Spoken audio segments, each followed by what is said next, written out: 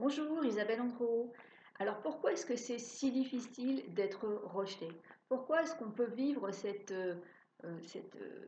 expérience d'une manière si forte?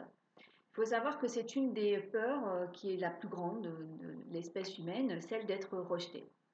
Et cette difficulté provient d'un lien que nous faisons et que nous entretenons quasiment tous, hein. C'est simplement parce que nous faisons la notion entre rejet et valeur. Alors, entendons-nous, hein, le fait d'être rejeté n'est jamais agréable. Simplement, ça peut être largement dépassé et vécu d'une autre manière que celle de vraiment déprimer, voire de s'effondrer.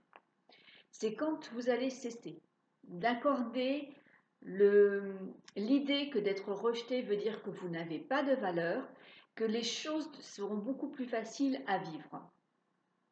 Ce n'est pas parce que vous êtes rejeté par une ou des personnes que votre valeur diminue. C'est impératif à comprendre, c'est impératif à intégrer et c'est impératif à vivre à l'intérieur de vous.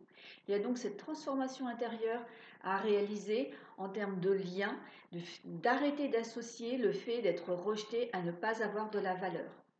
Et c'est là où vous pourrez enfin aller beaucoup plus en avant dans votre sentiment de légitimité, dans tout ce qui vous concerne, et en tout cas être vous-même, même si ça ne sera jamais agréable d'être rejeté, sauf que vous cesserez d'alimenter l'idée que votre valeur diminue parce que vous venez d'être rejeté. Merci de votre belle présence, c'était Isabelle Andro.